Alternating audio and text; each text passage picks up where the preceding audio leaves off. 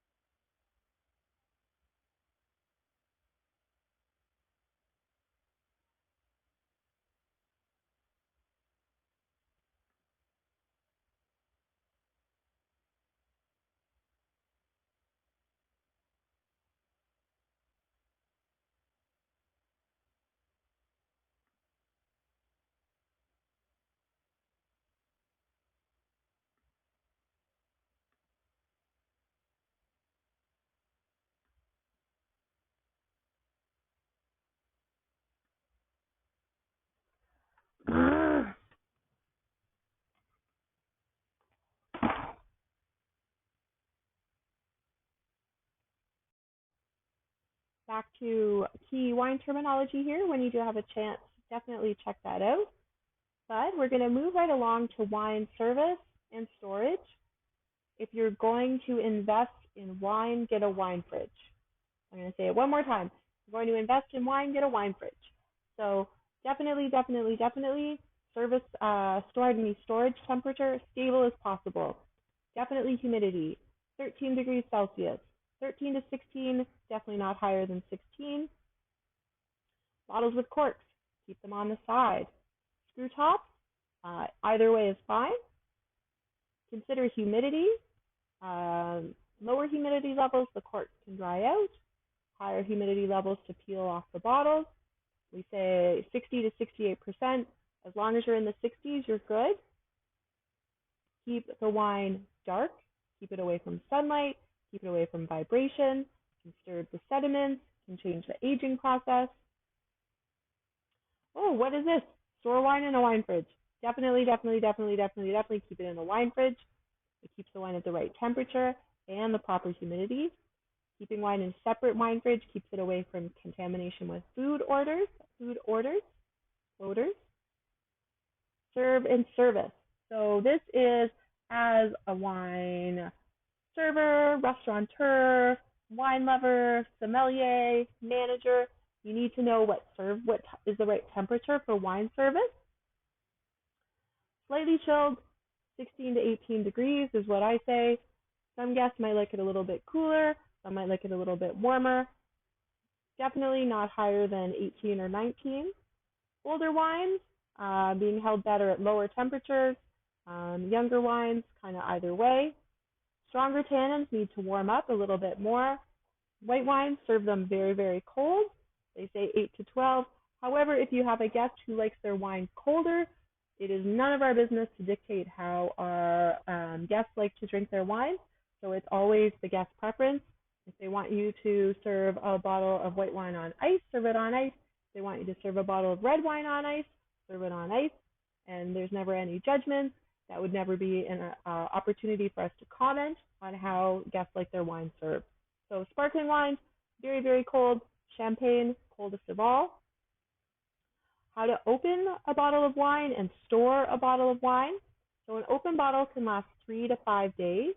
So they do mention here to cork it promptly and tightly. So place some wax paper around the cork and slide it back into the position. If recorking isn't an option, a rubber wine stopper can create a tight seal. Some restaurants do use a vacuum pump. It enables you to suck the air out of an open bottle, creating a nearly airtight seal. For you at home as a wine lover, I do suggest that any whites you've opened, you keep them in the fridge, and also any reds you've opened, you should keep in the fridge as well, even if it's overnight. Even as a restaurateur and you have your reds out, they stay much, much better at cooler temperatures.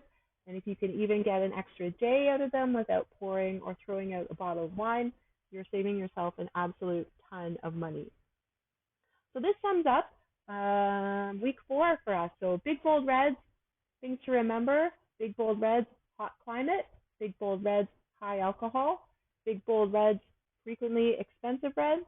And they definitely come from places like France, Portugal, Spain, Italy, Australia, Argentina, and to a lesser extent Chile. So places that don't really do big, bold reds, obviously places with cooler climates. So that's here in Canada, very few exceptions to the rule. I would definitely say northern part of France, Alsace, Germany, Austria. These would never be places I would expect to find big, bold reds.